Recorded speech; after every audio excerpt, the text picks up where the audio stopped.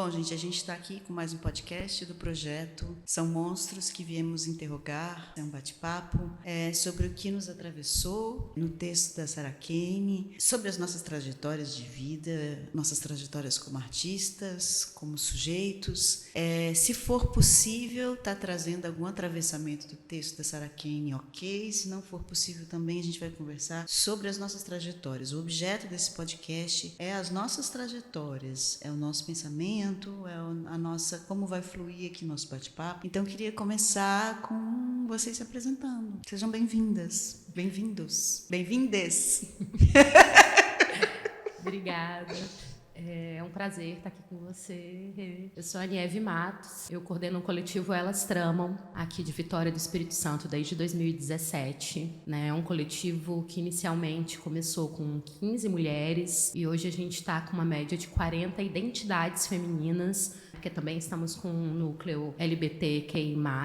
E também sou professora de literatura dramática, estou como professora de literatura dramática da FAFI. E tenho um grupo de teatro repertório, que é um grupo que completa 13 anos e que tem uma pesquisa muito forte numa dramaturgia colaborativa e autoral, com um recorte político muito forte também. E a minha trajetória está aí nesse lugar da criação de dramaturgia e de espetáculos, na encenação também, mas como geralmente em dramaturgias colaborativas. No Elas Tramam, apesar da gente escrever sozinhas e sozinhos os textos, mas tem um compartilhamento também, de ideias, de propostas, tem a escuta, a troca, e de certa forma esbarra nesse lugar da coralidade aí dentro dos processos. Que bonito, Nieve, parabéns pelo seu trabalho, sou uma grande admiradora sua, acompanho a pesquisa no repertório, Elas Tramam, nas universidades, nas escolas que você dá aula, nas pessoas que você forma, nas pessoas que você dirige, os alunos, nossos alunos, nossos ex-alunos em comum que você tem dirigido e ajudado a construir uma trajetória. Você é uma pessoa importante na cena cultural do Espírito Santo. Obrigada. E eu espero que a gente possa ter mais trocas aí, cada vez mais, tá bom? Eu também. Eu, como participante do Elas Tramam, sou extremamente grata, porque eu consegui escrever 2 dramaturgias que para mim são muito importantes, Homens de Amarelo e Rasgo. Pretendo montar, dei chute na trave 2 vezes na Secult com Homens de Amarelo. Ficou na suplência?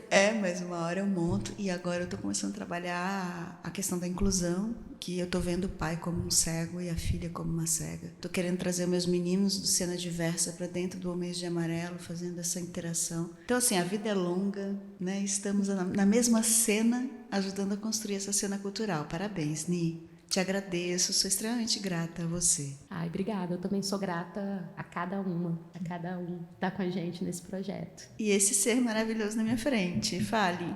Eu fui registrada como Priscila Gomes da Costa, mas eu me chamo Ruá. Sou dramaturga pelo projeto Elas Tramam.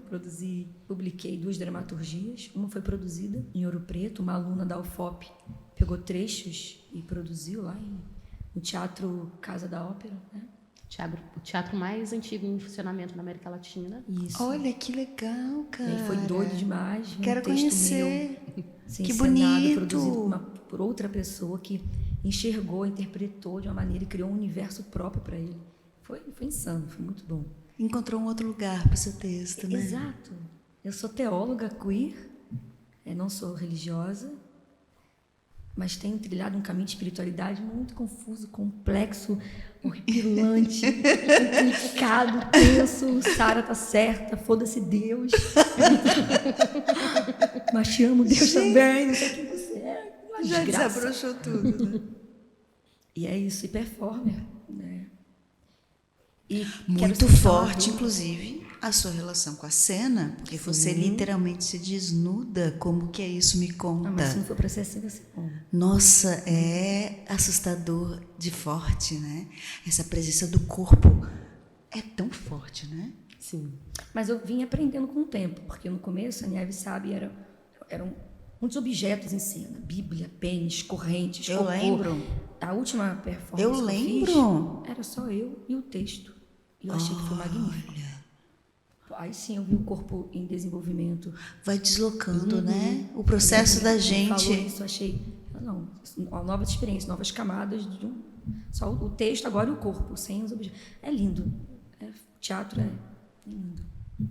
E é o texto vivo, né? E aí, só pegando um gancho que Regiane estava falando sobre o que você pretende com Homens de Amarelo agora, como você enxerga os personagens. É um texto, a gente tem que entender essa dramaturgia em movimento, né? Essa dramaturgia que está sempre em reconstrução, em destruição, né? Não como um material sagrado, mas com material a ser profanado por nós, criadores em cena. Olha, né? que interessante. O sagrado e profano, Tem que ter Maria. esse direito de profanar uma dramaturgia. Exatamente. Nossa, o texto, a palavra, o corpo, a linguagem. Gente, eu não tenho a menor ideia. Eu tenho imagens, assim, flashes de como eu quero montar o Homem de Amarelo, mas a sensação que eu tenho é que vai ser sempre outra coisa, assim, que o processo vai me mostrar que é outra coisa, sabe, assim. Com certeza. Nesse processo mesmo que Ruá estava falando, né, dar a mão para o bicho não entrar, que foi montado na universidade, a Ana Cláudia Cristo, né, que é uma atriz daqui, que formou na FAFI e agora formou na UFOP. Eu tive o prazer de fazer a direção do espetáculo como professora convidada, né, lá da UFOP. E ela trabalhou com o flamenco, né? Então, toda a performatividade do texto do Ruá estava lá expressa através do ritmo da palavra, do ritmo principalmente do corpo e da musicalidade do flamenco em cena, né? Então, toda essa força visceral que o Ruá tem nos textos dele, né? Tanto em Colônia é aqui também, ela trouxe de uma outra forma que a gente não tinha essa perspectiva, né? Jamais. Através da Porque ela força também do é uma flamenco. criadora. Exatamente. Ponto. Tem as paixões dela, os desejos dela, o olhar dela, o corpo dela, o corpo dela. E é exatamente isso. E aí, pegando um gancho assim do texto, né, que a gente veio comentar aqui hoje também, né, é nesse lugar da gente entender essa dramaturgia pós-dramática mesmo, né, como uma dramaturgia, como se fosse um sátiro, né? Esse animal híbrido, deformado, esse texto monstro, né? Que não é mais aquele texto apolíneo, do belo e da forma. Ele é monstruoso. Né? Ele é no monstruoso, sentido de... ele é dionisíaco, né? Ele é visceral, né? Então, eu acho que o Ruá traz isso muito nas dramaturgias dele também, esse rompimento com a forma, com né? O clássico, com o clássico, né? Com o que tá posto, intocável, né? posto estático, direito, regrado. Nossa, eu fico vendo esses textos, eu fico estupefata com a ousadia de uma retessitura, de uma invenção prolixa, excessiva. Fala aí, Nos Ruá. tetos do canto da minha mente. Eu consegui visualizar a mente dela como uma sala, os pensamentos no cantinho na parede. Não, lá, e no final as que ela baratas fala, iluminadas. abrem-se as cortinas, cara. Tava A tudo. que está no avesso de mim, Então. eu peço para abrir a cortina. É a minha pergunta. Aquele final. é Como, uma como coisa será que incrível. deve ser viver no avesso da consciência? O avesso da consciência. Ela estava lá no avesso, escrevendo, lidando. Foi um texto muito bom. Texto lindo, mas um texto angustiante também. Desesperador. A desesperança dele é que encontrou eco. Encontrar eco na gente, nas Encontra. gavetinhas da gente, né?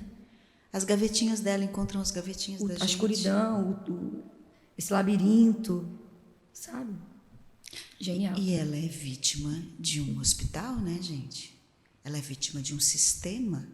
Vítima do pai, vítima de Deus. Isso eu acho incrível, assim. Como esse texto, para mim, é um questionamento, uma interrogação, como é que fala? Como é que fala? Não é testemunho, é um... esqueci agora, gente. Quando vai contra, quando vai... Uma denúncia. Uma denúncia do sistema psiquiátrico. Ela fala o que me matou, ela começa a citar um monte de remédio, um monte de efeito daqueles remédios todos sobre ela. E aí? Tem um limite disso? Às vezes faz bem? Como que é? E aí que você se sente rebelde ou se sente insuficiente ou uma adolescente rebelde quando você para por conta própria. Então. sendo rebelde. Ela fala, Tá sendo- interrompido. Mas acontece que por mais que eles estudem toda a química e a biologia, eles não têm como saber como aquilo afeta você e quem você é. E como te vira do avesso. Então, para por conta própria. Rebelde, não quer melhorar. A parte que mais me chamou atenção foi quando ela questiona, né? Você se deixa se levar, não deixa? Você deixa, não deixa se levar? Você deixa. É sedutor a vontade de se entregar. Sedutor. É sedutor. A vontade de se entregar ao tratamento? Não. A perdição mesmo. A romper ao loucura. avesso, a loucura. Ao mundo que é real para ela, que não é o mundo daqui. Quando ela fala... Que não deixa de ser um mundo real. Pois é, mas não é bem real. Mas Para não é para partilhar. nós, né, que Mas estamos do lado de fora da é mente. complicado, porque a gente não pode idealizar a loucura, porque ela é poética, só que ela traz sofrimento porque ela não é partilhada. Sim. O que a gente faz é uma partilha social que nos traz acolhimento. A loucura não é partilhada. Mas não deixa de ser uma realidade para quem vive. Sim, Exato, quando ela, né? para mim, uma das partes Ela não é mais emocionantes, palpável, sim, para mim, uma das partes mais emocionantes é quando ela fala, estou vendo coisa.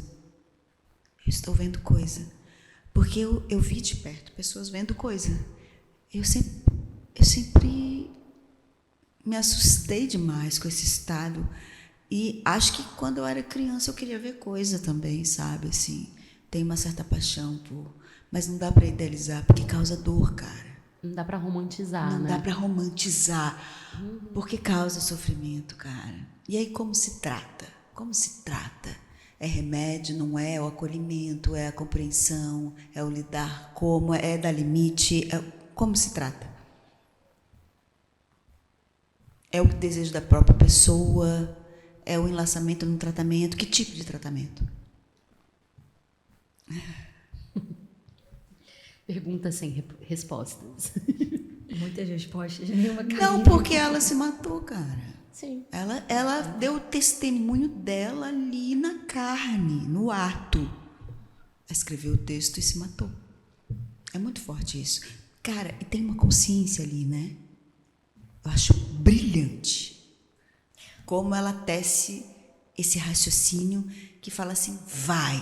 Enxerga mais do que todo mundo. Pois é. Porque enxerga o avesso, enxerga esse desse lado aqui. Só que não consegue viver em nenhum dos dois. Por isso que a morte é um caminho mais... Porque dói nela, cara. Ela fala que dói. E talvez ela queira matar essa dor, né? Porque ela fala, o suicida não quer morrer. Então, o que ela quer matar? É a pergunta da Maria Carolina. Se o suicida não quer morrer, o que ela está querendo matar? O que ela está matando quando ela se mata? É uma boa pergunta. Mas vamos falar de dramaturgia.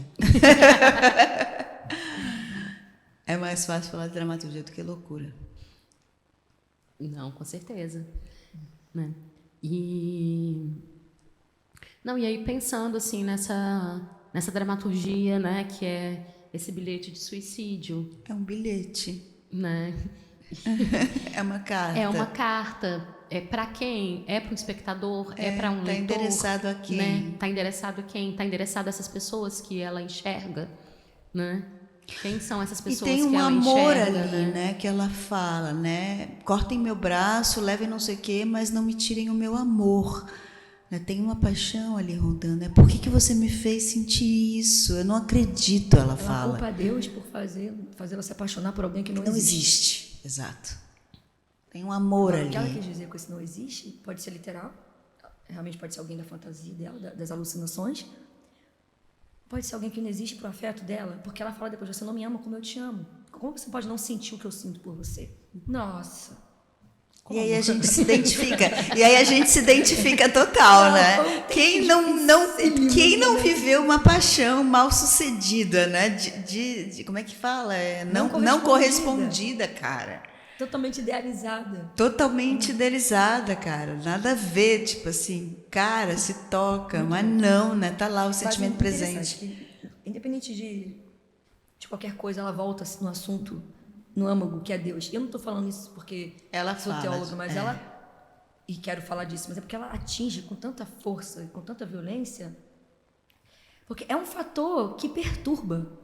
Tal como a loucura, Deus perturba Sim. esse imaginário, né? E ela culpa ele, xinga ele, desgraça ele todo. Ela fala, Deus está não deixa de morto ser um e não amor. sei quem, Pronto. e não Exatamente, Deus está morto e não sei quem está festejando, não sei qual é a palavra que ela usa, né? Não sei quem está, eu não lembro a palavra que ela usa. E não deixa de ser um amor que não existe, né? Porque não é um amor palpável. É um lugar que é imaginário. Depende da fé de cada um. Depende da da fé de paixão de cada um. Da cegueira, da obsessão de cada um. Da paixão de Nossa, cada um. sim. Né? E, inclusive, ele não existe para muitas pessoas. Sim. Exato. Né? É. E para cada pessoa é um amor mesmo, né? Para cada pessoa, cada um enxerga da maneira que quer, né? Cada um cria aquele personagem imaginário ali, assim como todas as paixões, Personifica, né? né? Alguma coisa. Sim, ali. sim. Ela fala pouco do pai, ela não fala Só muito. que ele desgraçou a vida dela para sempre. Isso é E importante. tem muito de Arthur também, né? Ela fala uma vez do pai, é isso? Desgraçou a vida dela para sempre. Ela fala essa Eu frase. não lembro direito, engraçado. Arthur? Você vê Arthur? Sim, eu vejo muito Arthur, né? Primeiro com essa relação direta com a loucura, né? Que foram duas pessoas que viveram um cárcere, né? Você que chegou a ler, a produziram pegar o livro que eu te falei, Ainda Linguagem não, e mas Vida? ainda não, mas ele Cara. calma, se eu mergulhar no Arthur, não sei se eu volto. Eu acho perigoso. Linguagem e Vida é poesia Vai pura, ainda não, espera um pouquinho. Mas tem isso também, né? Dessa história de vida, desse lugar, dessas figuras que vivem dentro desse avesso, né? E desses atravessamentos, desses questionamentos também com Deus, né? Sagrado. Com esse sagrado, né? Que sagrado é esse, né? E o que ele representa no meu corpo, e no meu corpo em vida, no meu corpo em cena, né? Que de certa forma o Arthur não vai diferenciar isso, né? De um corpo em vida e de um corpo em cena, né? Não tem E nem corpo de palavra, nem né? nem a palavra corpo, né? O corpo palavra. Gente, Todo coração chega a queimar quando vocês desbordeado, falam desbordeado total. É um trabalho de palavra magnífico e um trabalho de corpo que encarna com palavra, assim. Exatamente, né? E desse corpo sem órgãos, né? Que desconstrói também totalmente o corpo. Mas não, Arthur E fiquei pensando como... marcou o século XX, né? Exatamente. Então, uma Foi figura... fundador, é que nem Freud, Arthur. É dali. Da pós-dramática? É isso? Do pós-dramática? Do teatro enquanto um movimento ali antes do pós-dramático, bem antes. É uma das bases, né? É uma das fontes que o pós-dramático vai beber, Arthur. Muito forte, né? O pós-dramático bebe em várias fontes, né? Em Brecht, em Arthur, se eu estiver errado, me fala, Nieve. Em Brecht, eu tenho muito essa imagem, que bebe um pouco em Brecht, um pouco em Arthur, um pouco em Craig, um pouco em Piscator, um pouco no Teatro do Absurdo. Cara, na década de 30 e 40 não tinha, cara, infelizmente. Nós começamos a nossa revolução em 70, então, cara. assim, não foram registradas, né? Porque se você pega a história do Brecht, por exemplo, você vai ter a esposa dele que vai escrever com ele, o nome dela não vem na autoria. Temos que trazer isso à cena, Nieve. E aí você tem a imagem dela nos documentários dela datilografando. Opa! Né? E quem assina os textos não é ela, né? Então, assim, até onde a pessoa que escreve, ela tem o poder da autoria, ela não tá... É como um tradutor, né? Ele está traduzindo, passando para o papel, mas ele está imprimindo a autoria dele também nessa história, né? Então, assim, você vai ter um apagamento dessas mulheres, na verdade, não que elas não estavam ali.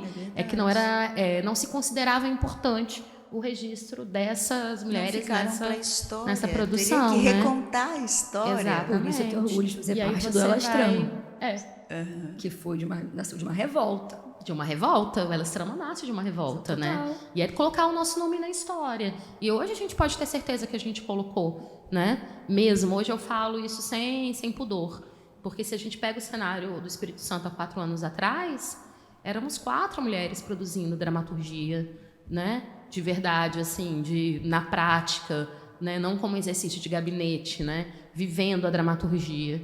E hoje a gente tem mais de 30, Que né? incrível, né? Então, é um marco também, assim, eu acho que inclusive no cenário nacional, né? Sim. Você não conhece projetos assim, né? Belíssimo, Nieve. E aí é isso, né? É essa história dessas mulheres que foram apagadas. Mas aí quando eu trago também essa questão dela da Sara com o Arthur, é de como ela está em 1900 e ela vai escrever Não lembro, cara. Mas é Ela morreu em 90. 99. ela é em 99, né? Então, assim, na década de 90. E aí você pega a história do Arthur, que está ali há 50 anos atrás, né? E você vai ter duas figuras que vão ser incompreendidas dentro daquele seu tempo. Né? Que vão ser encarceradas, mas que têm uma genialidade criativa, uma potência de vida, criação, né? Que beira a morte. Cara, eu não sei a história dela, como que ela foi internada, o que fez antes, nunca estudei isso. Eu tenho só um palpite de quando ela fala do pai, um palpite. Pode ter abusado dela. Ou de alguma outra forma ele desgraçou a vida dela, porque ela o acusa disso e ponto. Você desgraçou a minha vida para todo sempre. E isso reverbera. Na verdade, eu acho que não tem mais, sim, não tem ser humano mais em potencial para nos destruir do que o pai e a mãe. E alguém que Deus sobrevive mas ele destrói. E algo muito. Não só os em nome dele, ele mesmo. E acho que quem sobrevive a um abuso de pai, ao abuso sexual de um pai, ao abuso psicológico de uma mãe, sobrevive a qualquer coisa, mas não sobrevive no sentido de só ir respirar. Né? Não é virar um psicopata e sobreviver, não é isso. Sobrevive no sentido de... É um ser que gera vida, é um ser que faz bem. Nesse sentido.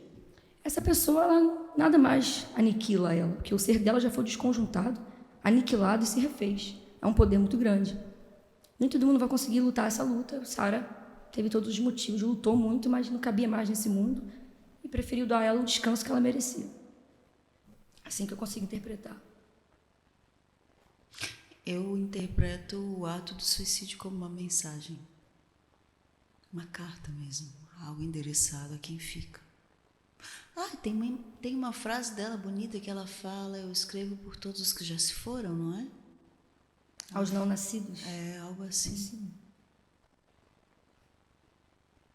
Ela está flertando, né, com o lado de lá, digamos assim. Né? Mas isso está o tempo todo. Eu vou dormir às 4h48, né? E ela chama de claridade esse momento. Quando a claridade vem, quando a consciência vem. É algo da ordem mesmo disso que você está apontando, né? O ar, que você diz que é complexo. Ela poderia imaginar como divindades a vida, a morte e a loucura. Quem dá permissão para as pessoas passarem para a loucura é a vida. Quem dá permissão para morrer é a vida também. Ela, naquele momento, estava só dialogando com morte e loucura, morte e loucura. Não tinha outro caminho. E eu vejo redenção em ambos. Não vejo romantização, vejo redenção. Já que não cabe uma mente como a dela na sociedade, ela tem que se dar o descanso com dignidade. Escolhendo a hora de partir. O suicídio escolhe a hora de partir, né? Porque morrer todo mundo vai. É a pessoa mais livre que existe. Morrer todo mundo vai. Inclusive deveria ser um direito, você não acha? Na Suécia, a Suíça né? Aqui é crime. Você falando dessa questão da vida dela, né? Do lugar da loucura na sociedade. E como isso reflete na estrutura do próprio texto, né? Porque justamente essa não normatização, né? Então, assim, ela é uma figura que viveu, né? Uma figura que viveu fora de um padrão, né? Então, quando ela... Geralmente, as pessoas que são encarceradas em clínicas psiquiátricas é porque elas não se enquadram num formato social, num padrão, numa normalidade estabelecida pela sociedade, né? E o texto dela não tem uma outra forma de se comunicar senão com o rompimento de um padrão formal com dramático, né? Com a norma, com a regra, com o que está posto, né? Com algo que precisa tempo, espaço, lugar. De tempo, espaço, lugar, né? Que não existe na loucura. Dentro da loucura você não tem uma unidade de tempo, espaço e lugar. Não. Né? E isso vai sendo refletido no texto dela o tempo todo. Sim. Né? Então, essa mistura entre o que é passado, o que é presente, não numa tentativa de colocar isso posto em cena, não tem uma preocupação com essa estrutura formal. Né? Então, ela vai romper a forma também na forma como ela se comunica através da dramaturgia, do texto teatral, né? Não cabe outro espaço a não ser o próprio espaço da autoria, né? Eu escutando você falar, uma das grandes questões é como montar um texto desse, né? Porque ali a escolha que eu fiz para uma leitura dramática é assumir a visualidade da leitura, né? Desde o começo, nos 4 textos que nós produzimos para esse seminário, né? Nas 4 leituras dramáticas que nós produzimos, eu parti do princípio que não era uma encenação, mas que eu ia trazer a visualidade da leitura. Então, aparece, às vezes, o ator trocando de página, aparece o suporte onde está o texto escrito, aparece os olhos percorrendo o texto, né? Para ficar bem presente que é uma leitura e não uma encenação. E dali surgiu uma espécie de uma camada onde o texto está à frente, sabe? Sim. Por não querer encenar, né? Por estar assumindo a visualidade da leitura, do ato de contato com o texto, o ator mostrando a respiração, as oscilações, às vezes até o erro, sim, as acelerações e desacelerações da leitura, os olhos lendo. Por mostrar tudo isso, eu acabei descolando e trazendo uma camada que é o texto. Não que isso me desimplique a responsabilidade de uma linguagem audiovisual, que tem ali uma linguagem audiovisual, né? Com a edição, com a luz, com o close, com o plano muito fechado, com as falas sobrepostas, com a tela preta que às vezes eu coloco, com as fusões. Mas eu sinto que o texto se descola e aparece como uma camada. E eu sinto que é muito raro, na encenação, talvez isso pode ser possível? Pode, mas depende de alguns artifícios, eu acho. Porque o que acontece na encenação? O texto ele se infiltra nas ações dos atores, nas relações, nas ações, no contexto que aquela encenação cria. E que vai criando outras dramaturgias, que vai criando outras dramaturgias, né? Que vai criando uma dramaturgia da cena, um outro texto de ações que não necessariamente já estava lá. É complexo demais, cara.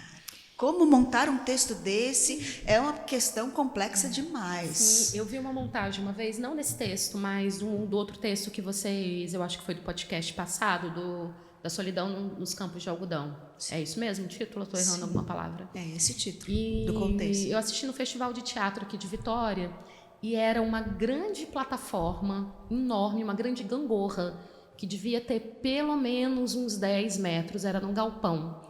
E os atores, eles davam os textos, né, a troca que não é dialógica, né, porque não são textos dialógicos, né, mas assim, a troca de textos, de passagem textual de um ator para outro, né, porque eu não posso chamar de diálogo dentro dessa estrutura, se dava no jogo dos planos da gangorra gigante, né? Então, quando eu já tinha lido o texto antes, quando eu vi a encenação, a minha questão foi justamente essa que você coloca, né?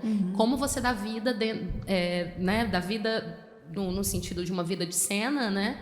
Para esse tipo de texto. Para esse tipo de texto que vai romper com a própria teatralidade. Né? Porque ela não tem compromisso com a teatralidade. Né? Que a gente cai ainda, nós encenadores. Quase, é literatura, né? E o Rainer Miller falava que a literatura briga com o teatro. Né? Exatamente. Então, são textos que são muito literatura. E né? aí... Sobrevivem sem o teatro. Sim, sim. Sobrevivem enquanto literatura, né? E aí eu fiquei com... Quando eu vi a leitura dramática que vocês fizeram também, eu me reportei a essa memória dessa encenação, que era muito bonita, mas, porém, ela abafava o texto. Porque a encenação ela era maior. Parece que essa necessidade de trazer uma teatralidade para... Que pena que eu não lembro, eram com atores famosos. Grande questão, cara. Mas parecia que a teatralidade, ela... Abafa, sufoca. Aí você via a escritura do encenador, né? E não de uma maneira balanceada, né? Que é o que a gente gosta de ver, que é o mais gostoso dentro do teatro, quando você olha um espetáculo e você fala, cara, isso é bom, mas aonde que é bom? Eu não sei se é o ator, se é a encenação, se é a iluminação, se é o figurino, se é o texto. A gente sabe que o todo ele é bom, né? Não tem uma coisa que você fala, isso é muito bom, mas isso não, né? E O teatro é uma arte das mais difíceis, né, Nieve? O teatro é magnífico, gente. Vamos combinar. Nossa Senhora. Isso que a Nieve está falando foi exatamente, voltando ao mesmo exemplo, que eu senti, que eu percebi no corpo ao comparar todas as cenas que eu tinha feito com vários objetos e uma cena só o texto. E com uma encenação potente do corpo presente, mas não abafando o texto. Cara, é como, A Nieve falou, como se a encenação fosse um dispositivo para o texto. mas não tinha jeito poluição, possível de não encenar. tinha poluição Possível visual, também, né? não tinha poluição visual.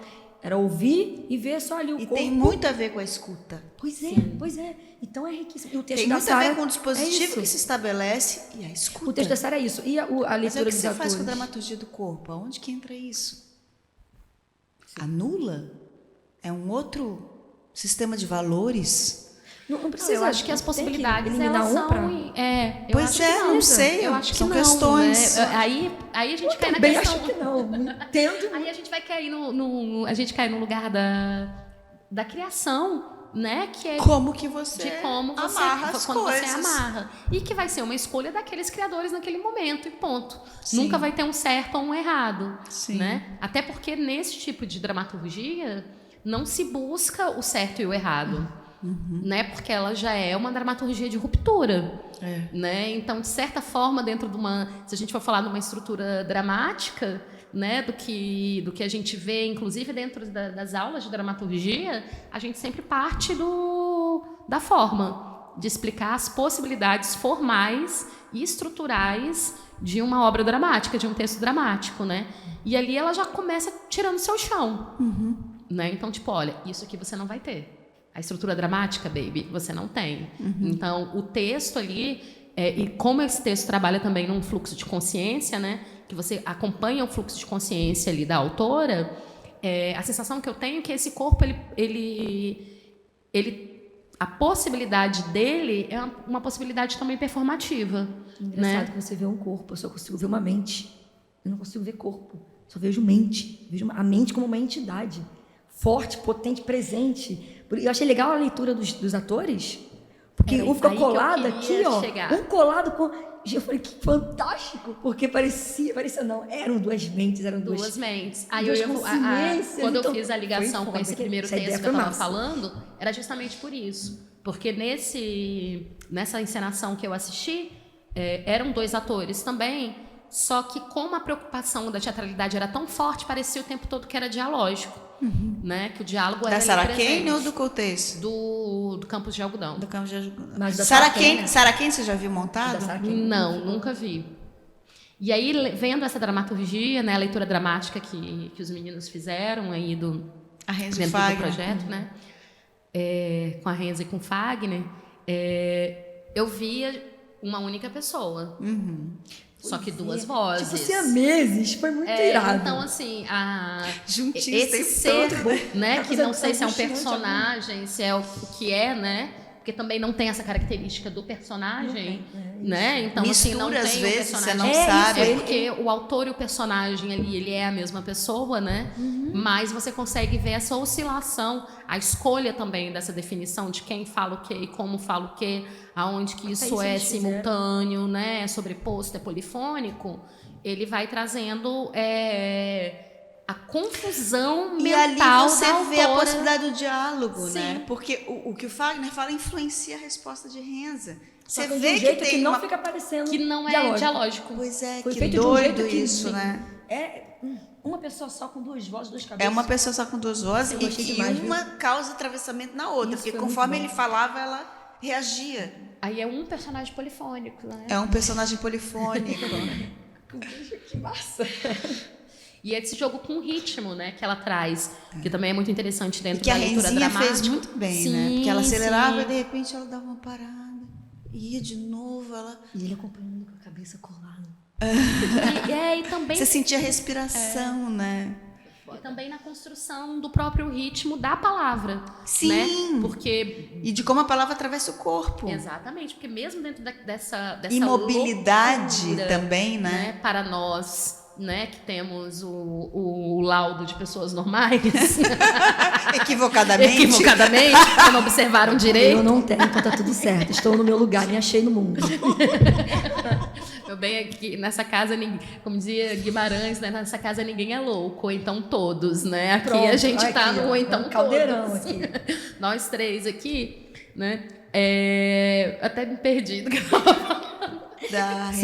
do corpo, do ritmo.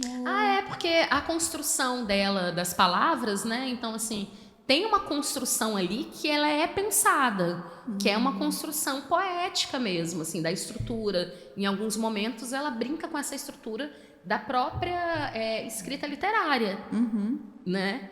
E que essa construção de estrutura da palavra, ela não está no campo do que a gente considera loucura. Sim, sim. Né? Está no campo então, do obrar do poeta. Do obrar do poeta. Né? Isso aí.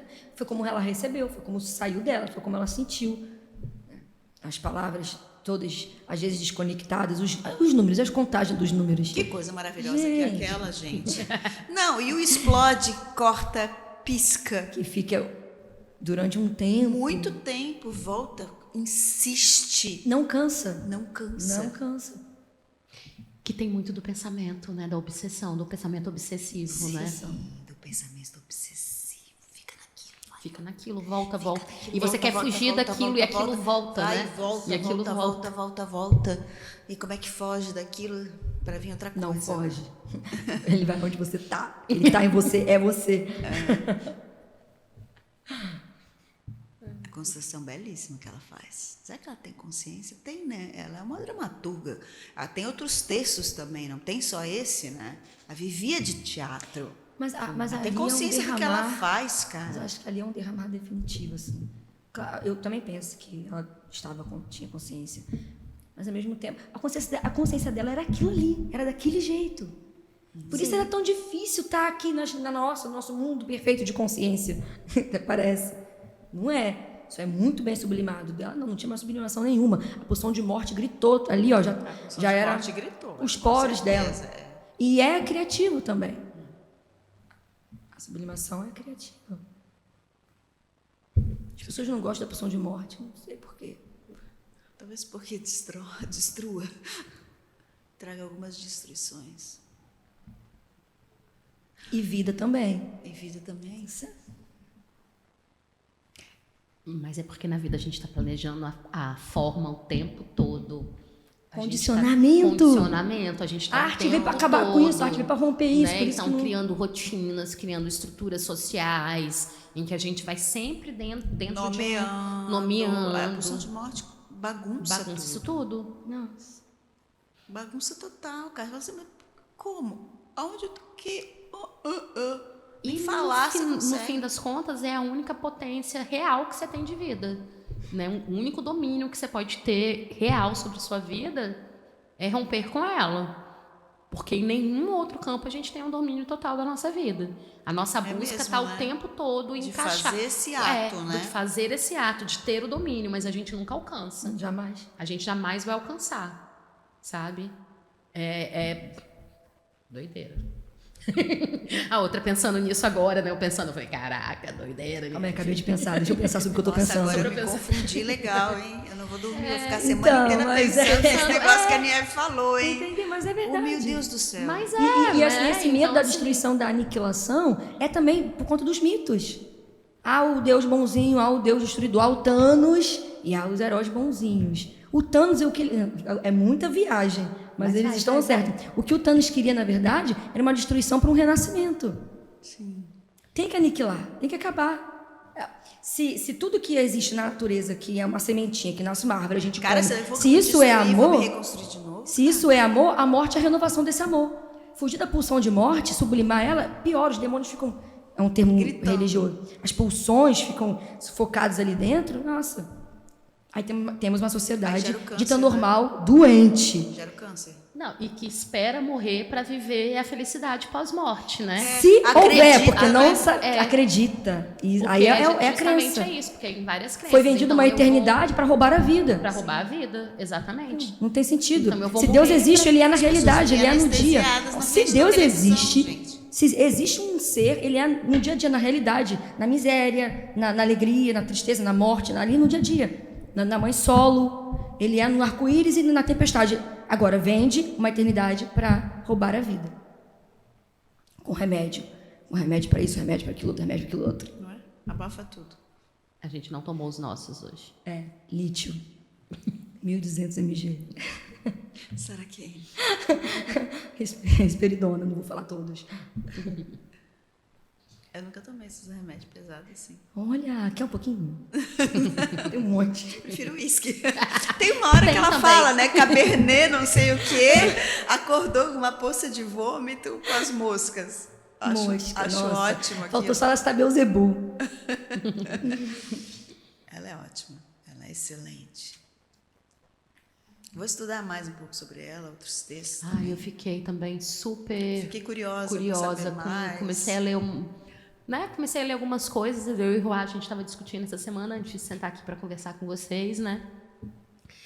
E, nossa, fiquei com tesão de ler Não sobre é? ela também, assim. Sim. Eu vim lendo um artigo, eu acabei de falar, eu falei, nossa, eu já vou Acende preparar minha aula de amanhã. O nosso apetite, né? Sim, Isso sim. é bom demais. Eu fiquei super feliz com esse projeto, cara. Assim, demorei para engatar, porque eu estava com cena diversa e escola de fotógrafos cegos. Demorei para engatar. Na hora que eu engatei, eu falei, cara, eu gosto disso. É disso que eu gosto. Gosto disso, cara. Muito bom. Esse enigma. A Maria Carolina. Maria Carolina. Ela fala muito sobre o silêncio. Os longos silêncios. Penso que para a Sara isso não era um incômodo, mas para uma cena, para um espetáculo, um longo silêncio. Trabalhar o silêncio pode ser uma Como? chave, né? Aham. Pois é. E a gente não trabalhou na leitura. Não. Fagner Não. falava E silêncio. eu pensei que iam Fagner trabalhar. falava silêncio, mas a gente não trabalhou o Eu silêncio. pensei que não falariam, dariam silêncio, mas a porque gente não para entregou ver, o por isso que a silêncio. Maria Carolina pontuou tanto. É também algo que vai ferir a técnica de construção de espetáculo, o silêncio. Porque vai entediar, as pessoas vão ficar dispersas. Ou não, né? Então, de uma Cria forma um constrangimento, bem uma colocada, tensão, como é que bom isso, isso. Né? Uma expectativa. Mas por que fugiram até da leitura? Não deram silêncio na leitura? Não demos, Entendeu? cara, não É isso, demos. parece que Mas vai aí contra. Porque a sensação que a escritura gente também do outro tinha lado, na né? leitura é que eu ia perder o espectador ali. Pronto, então, é por isso que é foda. Mas tem uma coisa também que é a diferença do vídeo para o teatro, né? É a linguagem do audiovisual. Do audiovisual. Eu posso Porque- botar tela preta, mas eu não posso botar silêncio. Quer dizer, ali, né? Pelo menos eu não senti esse... Entendi. Mas é porque ali, naquele formato ali, geralmente no cinema dei você o vai direito de construir. subverter. Você vai construir o E não silêncio, dá o silêncio com que a Sara fotografias, com imagens, né? Pois é, eu dou tela preta. Você dá tela preta? Eu dou tela preta. Eu adoro uma tela preta. Adoro tirar a imagem e deixar só o som. E no teatro, O blackout eu amo também. eu amo também. Mas ele é preenchido, a sensação de preenchimento, ele é diferente. Porque ele tem o outro ali ao vivo, né? Então tem uma outra, o cheiro do intérprete, a respiração do intérprete, A presença tá ali, né? O suor do intérprete, é um incômodo que você tem junto com uma pessoa em silêncio, uma pessoa que você não conhece, porque o silêncio é constrangedor. O silêncio é incômodo. É incômodo. Por que silêncio é E incômodo? pra ela gente, não na era. novela, Pra ela não era. E na Por que tela a gente não não é, pode porque ficar na tão tela tranquilo no você tá ali no silêncio, eu tô da minha casa, mas a gente não tá vivenciando o silêncio juntos, né? Não. E eu acho que dentro Não, do teatro... talvez por isso não funcione no talvez vídeo. por isso não funcione no vídeo. Talvez por isso eu não tenha optado pelo silêncio. E para Sara, uma mente como aquela, preenchida, atolada, lá no cantinho da parede, cheia de barata, iluminada, de consciências e de vozes, o silêncio era ok. O silêncio externo, né? Porque a mente... O externo, mas a gente não lida com o externo, muito menos com o interno. Até porque o interno não existe. Existe. Existe? Existe. Você consegue ficar em silêncio, a mente para? Você fica sem pensar em nada? Não, só tento. Gente, então eu tá. vou falar que... Nem na meditação, meu amor. Eu vou falar que um dos momentos mais gostosos para mim é a hora do acordar. E é uma espécie de um vazio gostoso. Ai, os homens têm a caixa do... Tô zoando. Brincadeira. Uma caixa vazia. Eu acho que é possível zerar. Ai, não sou tibetana o suficiente para isso. Minha cabeça às vezes fica numa loucura que eu preciso pôr uma música até para dormir, porque senão a minha conversa comigo, as várias camadas, Por isso que o né? silêncio externo Essas incomoda, várias né? vozes, elas não me deixam. Ai, que interessante. Eu tenho um remedinho para esquizofrenia, se você quiser. Eu tenho agonia de música, às Para. vezes. Eu gosto do silêncio. Música me perturba, me tira do meu aconchego. Mas não é sempre, não. Em alguns momentos eu preciso de algo para tentar abafar as vozes. Esse diálogo. E aí, por isso que eu vejo né, quando você fala desse silêncio, né, esse silêncio externo, porque Interno está uma confusão. dentro dela, Mas- a sensação que eu tinha é que dentro dela também, a partir do texto, né, tava uma pulsação ali, algumas conversas internas, né? Mas quando você consegue ficar em silêncio externamente para se ouvir, e isso é tudo ok, tudo bem para você, acho que é um... Não, sim, eu tô falando só em momentos de muita confusão mental, momentos que você tá ansioso, tá pensando em várias coisas, né? caos. Quando você tá no meio do caos que todo mundo vive. Aí né? vem as produções, aí vem os textos. É uma saída, né? Com certeza. Tô tentando lembrar aqui se eu consigo detectar algum momento de relação tranquila com o silêncio dela, por mais que ela fale silêncio. Não necessariamente ela esteja tranquila. Sim. E é sempre depois da pergunta, né? O que você dá aos seus amigos para eles te apoiarem tanto? O que você dá? Parece que a mente está... Nossa, Sim, fritando para responder. É Aí silêncio dá o porque ainda não longo, escolheu qual é a palavra não, que não vai tem aparecer. resposta. Aí pergunta de novo, aí não tem resposta, aí pergunta de novo. Porque o silêncio é um combate de palavras, né? Sim. O silêncio é um combate de palavras? Olha que interessante. Magnífico. Isso. Porque ainda não apareceu aqui, ganhou para ser soltada, né? Elas estão ali. Qual que vai para fora? São tantas possibilidades. Ela faz muitas perguntas mesmo. Essa é uma pergunta que eu sempre achei curiosa. O que você dá para os seus amigos para eles te apoiarem tanto? Ela faz várias vezes essa pergunta. Você tem que ceder muito, né? O que você cede, né? O que você tira de você, né? Eu fiquei muito com essa, pelo menos essa com a leitura. minha leitura, né? Engraçado, a minha foi de autossabotagem, assim. Você não é merecedora, eles não amam você. Você só ama porque você dá alguma coisa. E o que você dá? Nossa, muitas leituras interessantes. Eu não consegui ter leitura... E a gente sempre lê do lugar onde a gente pisa, né? Exato, a gente coloca... certeza. É um pouco da palestra da Sueli Aires, assim. Ela falou, vamos partir desse lugar. Quando a gente está interpretando, a gente está colocando da gente. É isso, certeza, é a nossa lente, é o nosso óculos. E aí, meu bem, já era. Não existe outra É uma possibilidade. denúncia. A gente está se autoconfessando. ali. Pronto, já é uma houve aqui. autoconfissão. Quando você Então. fala, ela está fazendo assim por causa É disso. isso. Você está se confessando. A opinião é uma confissão, né? É um espelho. A opinião é isso. Sim, é tanto que nos exercícios de processo colaborativo, né, nos exercícios que cada um traz uma proposta do seu ponto de vista, daquela criação, né, quando todos os criadores estão ali no processo de propor, se chama também de depoimento pessoal. Porque porque você vai trazer algo que é extremamente seu, né? E nesses textos pós-dramáticos, exatamente. Né? Pra oferecer. Se a gente volta ali no pós-dramático, a vida do criador, ela acaba aparecendo, a história, a memória, né, do criador, ela aparece também nessas criações, né? Porque você tá tudo o que você imprime naquele momento é a partir da sua vivência, da sua experiência e da onde você pisa, né? Como você coloca muito bem. Não é o Boff, Leonardo Boff. Só falei. Mas coloca muito bem dentro do debate que estamos tendo, porque é nesse lugar, né? E aí você voltando no texto dela, tá ali, tá o criador e a criatura no mesmo limiar, né? Não há limite entre os dois, né? Maravilhosas vocês. E essa criatura é um texto monstro. É um texto monstro. Eu acho esse termo tão interessante. Eu adorei esse termo. Você que inventou? Não, eu ia falar isso agora. É uma citação de um termo que o Sarrazac, Jean-Pierre Sarrazac, um teórico da dramaturgia francês, ele propõe esse nome, textos monstros. Ele fala Ele conceitua. É que a gente aqui no seminário, a gente está extrapolando, deslocando, dando outros sentidos para esse termo e com todo direito.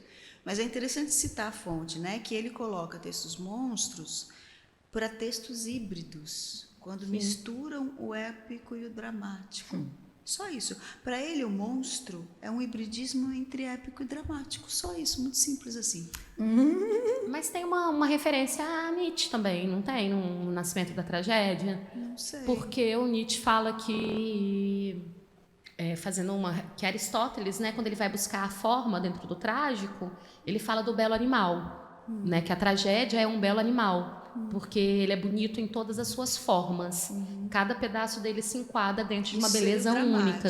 Não, o dramático. Isso, seria né? dramático. Seria o dramático. Deforma isso. Exatamente. E aí, quando você rompe com esse dramático, né? Que aí o Nietzsche vai falar que é o equilíbrio entre o Dionisíaco e o Apolíneo, então, que vai dar a beleza da tragédia. Só que o Dionisíaco é onde está o animal híbrido, né? Então onde está o sátiros, é que ele coloca o épico como a forma que vai tensionar com o dramático, vai romper com o dramático. Só que ele tem um livro chamado Futuro do Drama, né? Que ele acredita no retorno dramático, mas num dramático que extrapola as veias do épico. Sim. Não é um dramático puro, é um híbrido, é um monstro. Sensacional. É um monstro. E aí eu fiquei muito com essa referência desse animal que é um monstro, não é um belo animal. Essa monstruosidade que ele é uma colagem, na verdade, né? Sim. Uma mistura de várias formas, onde pode ter uma pata híbrida, um chifre épico, né? Corpo dramático até. Exatamente. Mas ali extrapola E a linguagem pode. um braço no lugar errado, sabe? Sim. Mas é interessante como esse seminário, esse projeto em específico, está usando desse significante textos monstros e deslocando. De repente, monstro para um debatedor aqui que veio há 3 semanas atrás é uma outra coisa. E porque a palavra monstro, ela é uma palavra com um sentido muito específico, às vezes, na sociedade, né? Nos filmes de terror. Então, você fala, não sei o que é monstruoso. Não é monstruoso. Mas aqui monstruoso está no lugar do híbrido, mas também pode deslocar para outros lugares. Né? Pode deslocar para o medo, né, do monstro. Pode deslocar para o que você se assusta, que você não quer olhar. Pode deslocar para várias coisas. É como a gente usa a palavra. Da expressão da expressão do próprio. Até do próprio artista que a gente fala, né? O cara é um monstro na cena. Olha, até isso. Né? Até e aí, isso. Quando você fala do monstro sagrado. Os monstros sagrados. Tem vários sentidos que a gente pode dilatar esses sentidos conforme nos sirva para a gente estar caminhando juntos com a palavra, dialogando. Dialogando. Gente, vamos finalizar? Vamos, Nem claro. sei que horas são. Acho que já deu nosso tempo. É um prazer conversar com vocês. Que incrível, né? Porque a gente demora para se encontrar e quando encontra de uma forma pública, porque isso tudo vai ser publicado. Nem tudo vai ser publicado. Não, que a gente conversou antes, não. Não precisa desligar o microfone, não, né? Ainda bem que a gente gastou. Né? Antes de ligar o microfone. Muito obrigada pelo convite, viu? Foi um prazer. Eu adorei. Obrigada por também me apresentar a Sara, irmã gêmea de alma. E você aderiu muito rápido à minha proposta. Eu fiquei tão feliz. Eu falei assim, nossa, uau. Você falou psicanálise, filosofia e arte. Pronto. Que mais? Psicanálise, filosofia e teatro. Opa, eu tô nesse lugar. Tampou o nariz e